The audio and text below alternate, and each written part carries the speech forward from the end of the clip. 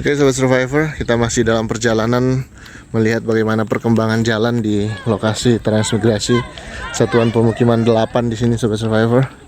Dan ini lokasi yang berbatasan langsung dengan SP7 ya.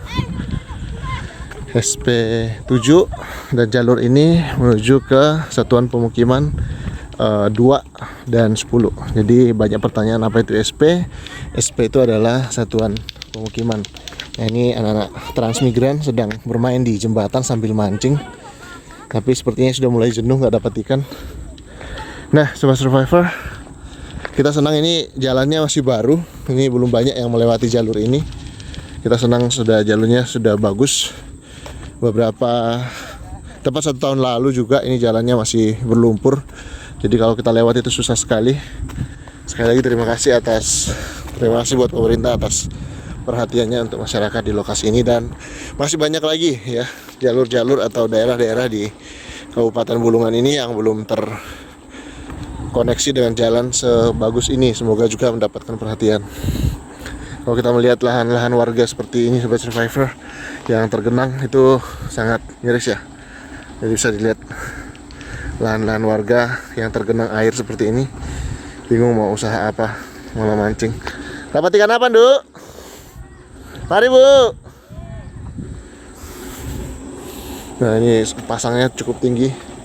Banyak yang penasaran lihat kondisi kalau pasangnya seperti ini nih. Air semua. Tuh. Kalau Anda tinggal di sini kira-kira usaha apa Sobat Survivor? Kita jalan-jalan ke sana dan melihat aktivitas warga sedang ngecor. Bu. Nah, ini jembatannya Sobat Survivor, kondisinya seperti ini. Terus masuk lagi, kita melihat di sini ada rumah-rumah kosong lagi. Cukup banyak rumah-rumah yang tak berpenghuni di sini. Dan ini yang masih baru ya, masih hangat ini jembatannya. Apakah ini masih bisa dilewati? Sepertinya masih bisa. Jembatannya masih hangat. Dan di sana ada pekerja sedang mengebut pengerjaan ini karena memang ini progresnya cukup panjang ya. Jadi hampir sebulan jalan ini ditutup secara umum karena kondisi perbaikan jalan. Jadi warga sangat menghormati keputusan itu karena memang penting untuk mengecor lahan ini supaya lebih layak untuk dilewati Sobat Survivor. Ini ada pengerjanya sedang mengerjakan pengecoran di lahan ini.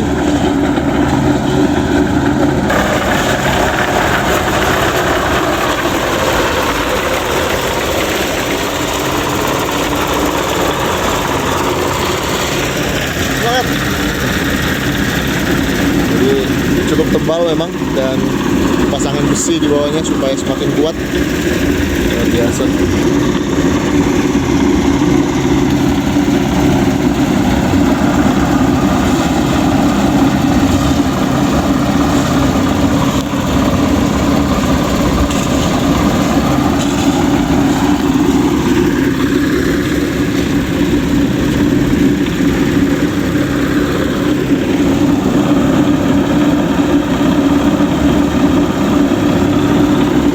Jadi kalau sudah dicor semua nanti akan semakin layak. Jadi ini akan sangat kuat. Kenapa? Karena ini pengecorannya tidak sekali saja. Pengecorannya 2 kali. Pertama itu dicor bawahnya dulu, kemudian dicor ke atas lagi. Jadi sangat kuat lah ya. Dan dikerjakan oleh 2 tim kalau nggak salah sih ya. Nah, jadi di bawahnya itu sudah disemen duluan sebelum dipasangin besi seperti ini nih Sobat Survivor. Tuh. Jadi besi ini sebagai penguat dari jalan-jalan itu nanti. Jadi mungkin masih ada 1 bulan lagi kemudian jalur ini dibuka secara umum ya. Jadi masih cukup panjang. Doakan supaya cepat selesai dan bisa dipakai. Jadi ini ada musolahnya Sobat Survivor. Seperti ini. Ya, cukup tebal ya. Mungkin ada sekitar 30 cm ya ketebalannya, bahkan sampai lebih kayaknya. Lebih ini.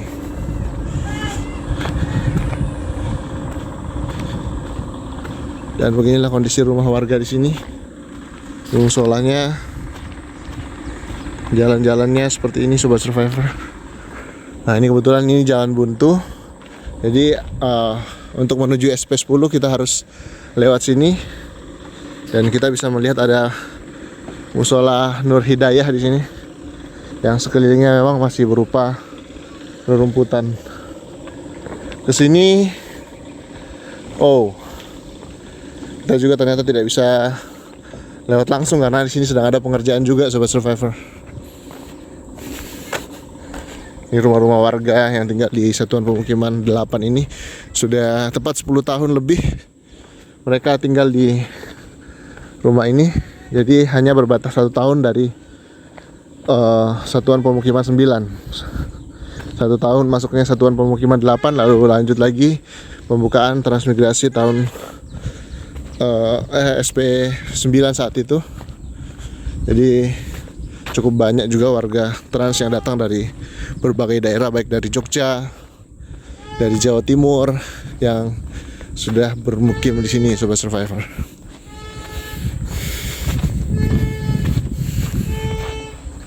Cukup jauh kita jalan ini sekaligus olahraga juga, karena saya jarang sekali ada waktu untuk olahraga kardio semacam ini.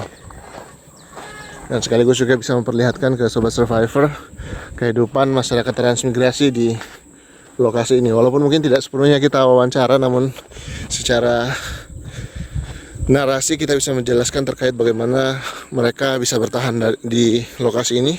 Mereka yang ada dari Jogja, dari Jawa Tengah, Jawa Timur, mereka tinggal di lahan-lahan transmigrasi, daerah yang cukup dekat dengan laut dan masuk dalam kawasan food estate Delta Kayan, Kalimantan Utara, Bulungan. Nah ini ada sapinya yang dipelihara.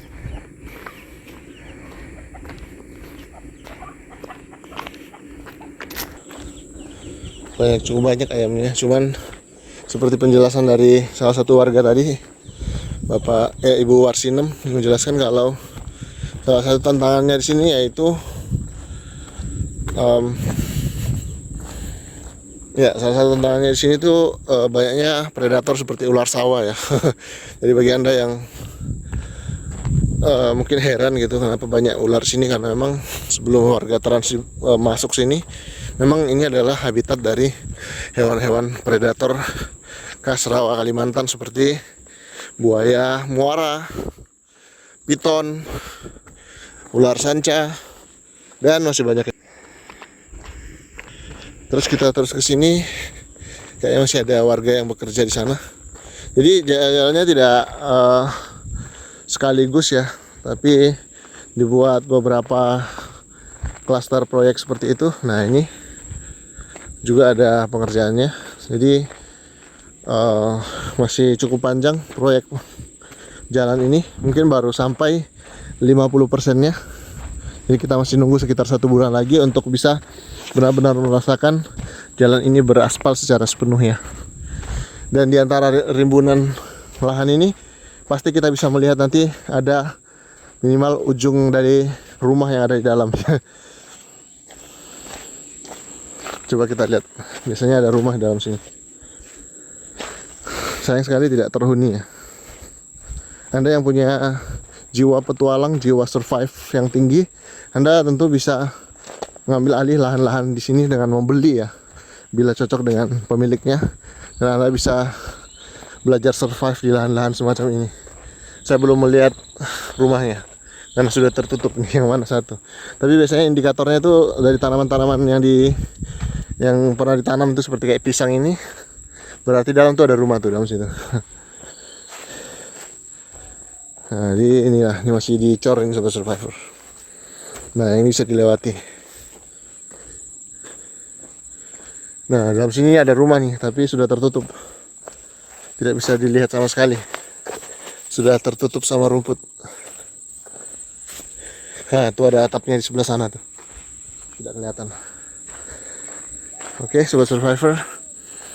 Beberapa menit lagi kita akan sampai di ujung sana.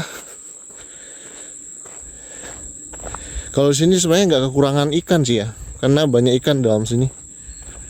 Jenis ikan-ikan pemangsa sesama seperti gabus yang besar-besar, ada juga toman, ikan cana, ikan apapun namanya.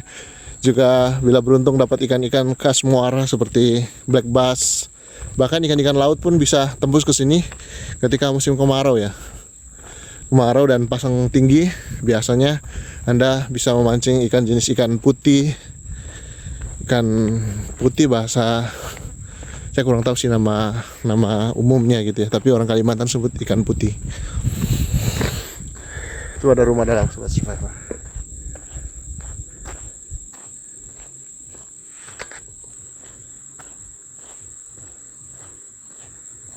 Nggak ada jalan masuk. Tuh, ini salah satu rumah proyek transmigrasi 10 tahun yang lalu ya, 278. Entah kemana yang punya saat ini. Kita terus ke sana, kita coba untuk mendekat ke jembatan yang ada di sana. Dan ini ada jembatan juga di sini. Saya kurang yakin, tapi apakah ada rumah dalam sini atau enggak ya, kita nggak tahu juga. Sudah tertutup.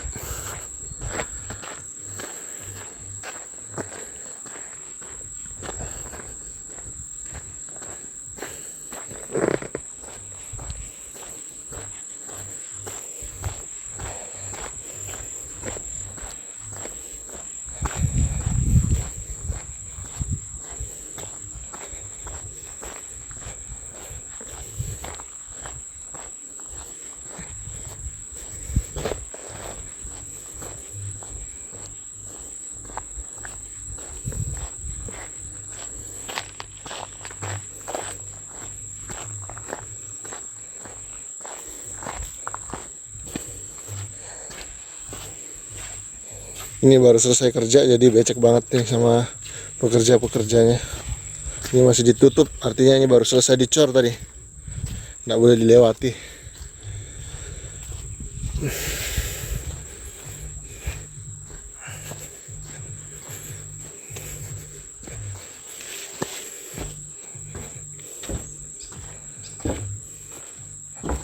Jadi ini sungainya Sobat Survivor. Sepertinya kita sudah tidak ada akses ke sana lagi. Sudah tidak ada jalan. Kita siap-siap untuk pulang. Sudah cukup panjang perjalanan kita. Dan ya beginilah kondisi pemukiman transmigrasi yang tidak terhuni lagi. Masih terlihat pintu air di sana. Baik Sobat Survivor, itulah perjalanan kita. Terima kasih sudah menyimak konten kita hingga sejauh ini.